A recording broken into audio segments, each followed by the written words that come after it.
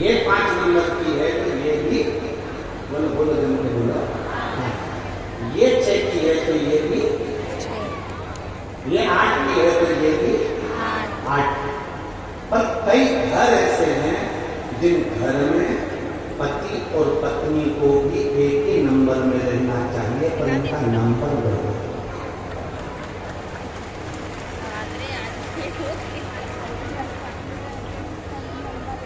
पति 8 नंबर में हो गया और पत्नी 6 नंबर में हो गई तो विवाद चला।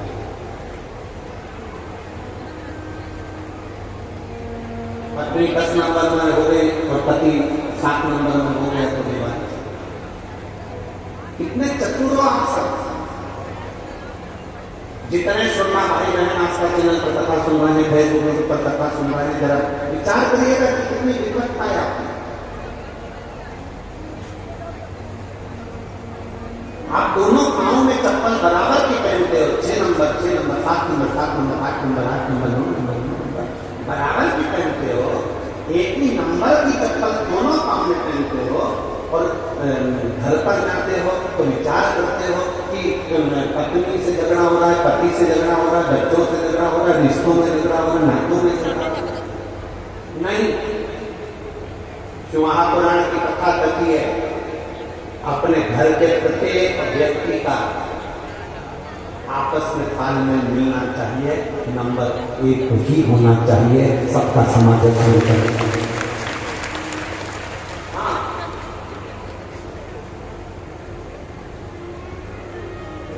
एक बात हो सकती है,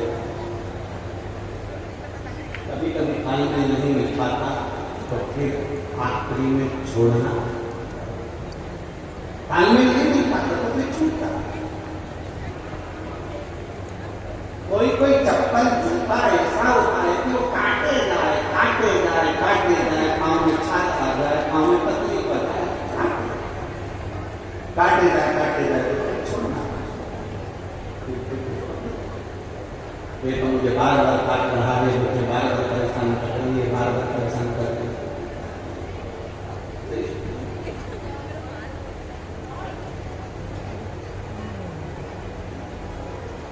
जूते, कपड़े और रिश्ते, कौन कौन सी चीज जम के बोलो, सब बोलो, जितने भिड़ाई वाले बैठे सब बोलो, आस्था चलने पर तो कथा सुन रहे हैं। जूते, कपड़े और रिश्ते, जब ये तंग करने लगे,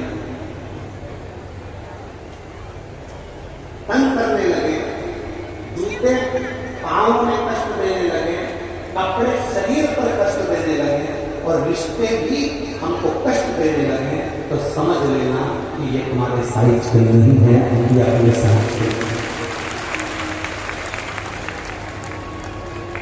जूते अगर कष्ट दे रहे हैं पाँव में तो समझ लो कि हमारे साइज के नहीं है। कपड़े पहन रहे थे, तंगा गए, यहाँ से कटने लगे, कहीं यहाँ से तकलीफ दे रहे हैं, कहीं यहाँ से तकलीफ दे रहे हैं, तो समझ लो कि कपड़े हमारे साइज के नहीं हैं। और रिश्ते, संबंध, दूसरे गाली नहीं दे रहे हैं, अपने ही अगर अपने को गाली दे रहे हैं, अपने ही अपने को अपशब्द कर रहे हैं, अपने ही अपने को कोस रहे हैं, अपने अपने को आड़ा टेढ़ा बोल रहे हैं, तो समझ लेना रिश्ते जो तुम्हारे साइज के नहीं है, तुम इनके साइज के नहीं हो।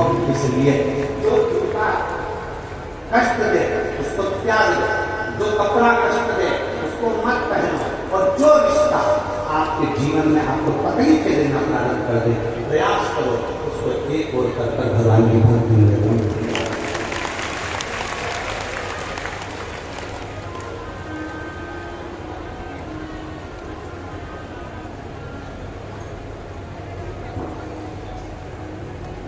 कमाई किसने करी? आपने। मेहनत किसने करी? आपने। मेहनत आपने करी है, कमाई आपने करी है, परिश्रम आपने करा, दिन रात पसीना आपने बहाया, दिन रात मेहनत में आप लगे रहे, दिन रात मेहनत में आप लगे रहे, दिन रात हमने एक कर दिया, दुनिया के लोगों को भले लगा कि पैसा कमाना सरल है, पर आपने पूरी जिंदगी कमाया तो आपको मालूम है कि कितनी मेहनत है।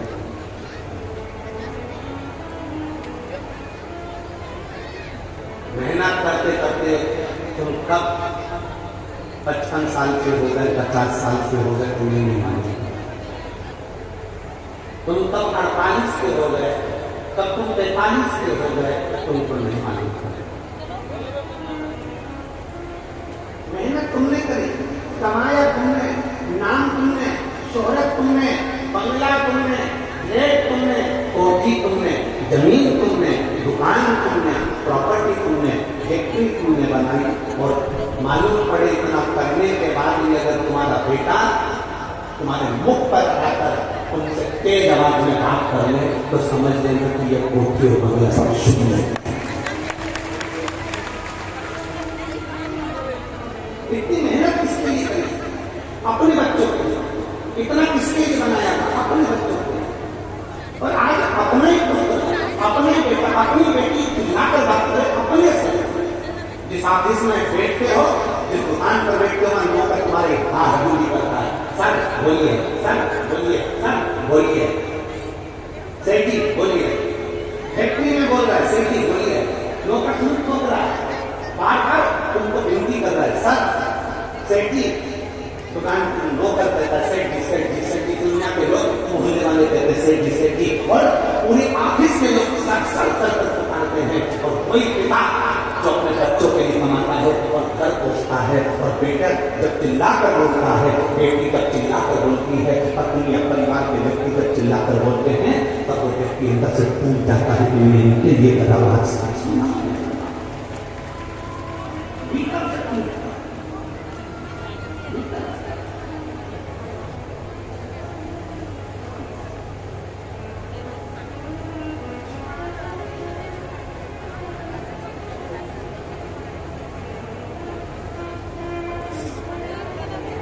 पढ़ाओ बच्चों को,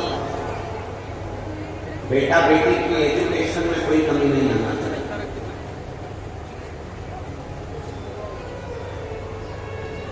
बच्चों की पढ़ाई में कोई कमी नहीं आना चाहिए। अपने बच्चों को, अपने बेटा बेटी को खूब पढ़ाओ, खूब एजुकेशन दीजिए, अच्छी ट्यूशन दीजिए, अच्छा पढ़ाई। पर अपने बेटा बेटी को पढ़ाते पढ़ाते साथ में उसको शिव महापुराण की कथा भी सुनाइए, जिससे बच्चों के अंदर के संस्कार पैदा हो जाए। वो संस्कार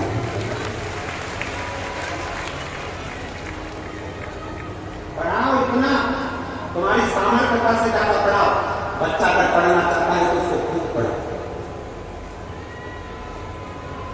जितना पढ़ा सकते पढ़ाओ।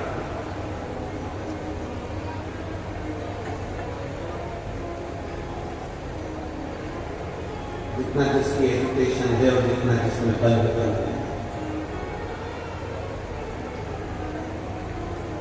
जितना जिसमें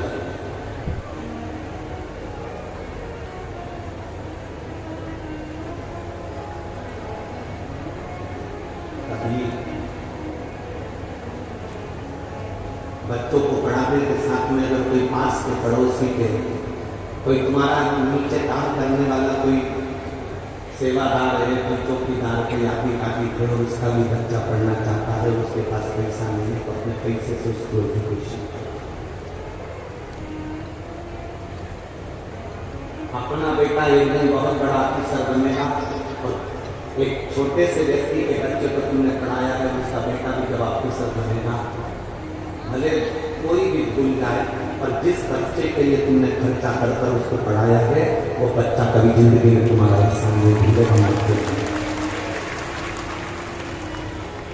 विद्या का दान दुनिया में सबसे बड़ा दान है। इसलिए हमारी विषय सेवा समिति भी, आप लोग सोचते होंगे कि हम जो दान देते हैं वो कहाँ जाता है, तो दान का हिस्सा कैसे किया जाता है, कभी विषय सेवा समिति ना कर देखिए। कभी आइए और उस समिति से आप पूछो। हमारे यहाँ एक रजिस्टर चलता है जिसमें जो बच्चे गरीब साधारण जिनको बहुत पढ़ना है, उनकी ललक है कि मैं बहुत कुछ कर सकता हूँ, और मेरे पास धन नहीं है, बेटियां बेटे छोटे छोटे जिनके माँ बाप सब्जी का ठेला लगा रहे हैं, कोई बर्तन मांज रहे हैं, और वो बच्चे पढ़ना चाहते हैं तो समिति उनका स्कूल का फीस जमा कर उनकी एजुकेशन कराने की करती है।